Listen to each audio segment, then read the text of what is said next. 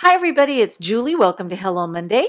Today I'm going to be doing the burnished velvet technique and I'm going to be working with some microfine glitters. It's kind of like doing a glitter puzzle and it's a lot easier to do than the end result looks.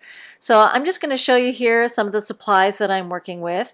I have some Be Creative tape in a 2.5-inch width. I also have Glitter Ritz microfine glitters in a gold and a rose copper, and I also have warm highlights, and this one is by Elizabeth Craft. These are really awesome glitters for doing this technique. I also have a couple of dies. I'm using the You Rock Essentials by Ellen die set, and the first thing I need to do is cover a piece of Neenah Solar White 80 pound with some Be Creative tape. Now you could use the sheet size adhesive if you're working on something larger, but I realized that this roll of the tape that I had would perfectly cover this particular size square of cardstock, so I just went ahead and used my roll.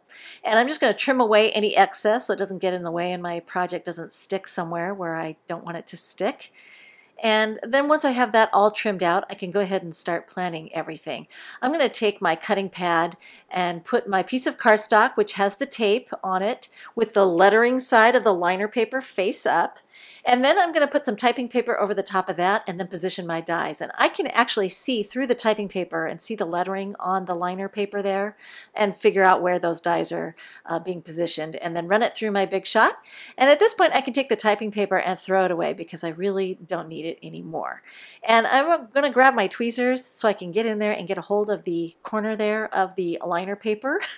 And I'm only going to remove one section at a time, and I decided to start with the background. And those tweezers really help. Ask me how I know. And I'm also going to remove the negative portions from the letters Y and O. So I have those exposed. And I'm going to take a clean coffee filter, and I'm going to start with, because I'm doing the background, I'm going to start with the warm highlights because I wanted a white background. And this is a transparent, and the color of the cardstock is going to show through, but because it's white, it's going to look like it's a glittery white. And I'm just going to go ahead and put a generous amount of it all over where the adhesive is exposed and burnish it in with my fingertips. And I'm just really working it in. There are other ways of doing this, but I just find using my fingertips works great. And I know you guys are like, what? Julie would normally freak out doing this. And it's true, I would, but it's not like wet paint, so I can handle it. So I'm rubbing away the excess back down into the coffee filter and just making sure I've got that all taken care of. And then I realized that I missed one of the little negative pieces on the letter Y. So I'm just going to go back in there with my tweezers and get a hold of it and add just a pinch of glitter over the top because that's probably all I'm going to need. And then I was kind of winging it here, what I wanted to do with the color of the diamond. I knew I wanted to use that kind of pinkish rose copper color. But then as I kind of was working, I got this wild hair. Oh, let's try doing an ombre effect. So I'm going to remove the negative pieces of the gemstone here. And I'm just being very careful to grab those with my tweezers and not lift any of the rest of the liner tape away. And I'm going to make sure that I'm not touching any of that adhesive tape with my fingers because the oil from my fingers can kind of neutralize the tape, and I want to make sure I'm not messing with that. So once I've carefully gotten these all removed, I'm just going to take a pinch of the warm highlights there and just get the top of my gemstone. This is going to help me create kind of that multicolored ombre effect, or at least I hope, as I'm working.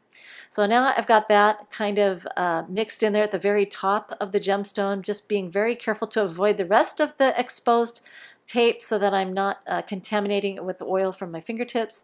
And then I'm going to grab a clean coffee filter for the rose copper color. I always like to change the coffee filter out because it helps avoid cross-contamination when you're trying to return the glitter back to the jar. And you can never get all of it off the coffee filter, so as I finish with one color, I toss the filter away.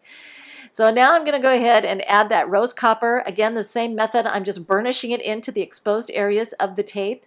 And at first you kind of worry that it's going to actually get stuck into the warm highlights, and it may look like that at first, but as I'm rubbing it away, because I really coated the warm highlights areas very well, there is no exposed adhesive, so all I have to do is go in there and flick away that excess with a soft brush, and I'll get really nice crisp coloring of these glitters. So now you can see I'm just trying to tilt it in the light to see how my ombre effect is coming, and I'm ready for the last color of glitter, and I'm going to remove all of the remainder of the liner pieces here, and that's going to be the letters Y-O-U from you, and then the outline of the gemstone here. So I decided to use a dark gold microfine glitter, but you could use a light gold, you could use silver, any of the metallic colors would work very pretty here with this. Silver would be really stunning as well. So I'm just going to go ahead and burnish that in, and I know it looks kind of like a hot mess right now, but trust me, it looks bad now, but it will look great as I finish. And here you can already see that that gold is falling away and it's only sticking to those areas where the last of the adhesive tape was exposed. So again, I'm going to take my soft brush and flick all that away and catch that into the coffee filter. I'll return it to the jar and then I'll toss that coffee filter in the garbage. And one thing I did also want to mention is that I used a Swiffer cloth to clean up the excess glitter that got on my cutting mat. So that's a great way to clean up your glitter messes before you move on with your project. Now I'm going to take a couple of gemstones from the set Hello Gorgeous, which I thought would really complement this particular focal image, and I'm inking up with Delicata Golden Glitz by Tsukineko. And I just wanted to create kind of a tumbling effect of these round gemstones in contrast to the diamond shape of the rock on the focal image. So I'm just kind of rotating this around so I get a variety of those different sizes there. And I'm going to go right across kind of on the diagonal there. So it kind of looks like they're spilling across the table in essence. That's what I was going for anyway.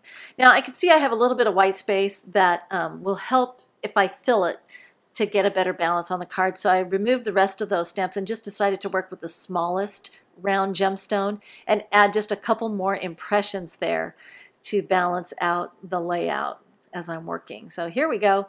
And that looks pretty good. And then I can go ahead and take my card. I did stamp 24 karat friend on the inside because I thought it was so appropriate for this card.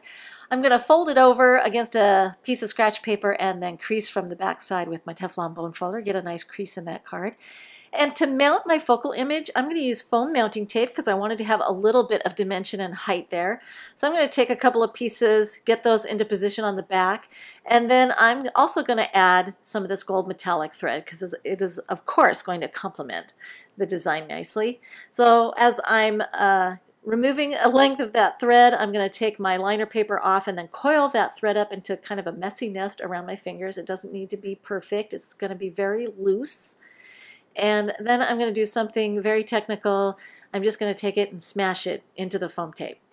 And that's going to anchor it in place. So I don't need to use any other adhesive. And then I can go ahead and flip that over. I had a piece of vellum cardstock that I'd already cut slightly larger than this, about 1/4 of an inch all the way around, to create a matte layer, and go ahead and mount that to that piece. And then because this is going to be hidden on the back side, I could just use regular tape runner to mount that to my card front. So I'm just going to go ahead and get that lined up in the center. I like to use my tweezers for this because my fingers kind of make it hard for me to see if I've got something centered or, you know, in the right spot. And then for one last embellishment, because I wanted to have just a little bit more bling, I'm going to take some of those pretty pink posh sequins, these little tiny star shapes, and I'm going to swipe them through a puddle of multi-medium in a matte finish that I just kind of squirted out of that little bottle onto a Post-it note. And I can just swipe those through and get those into place.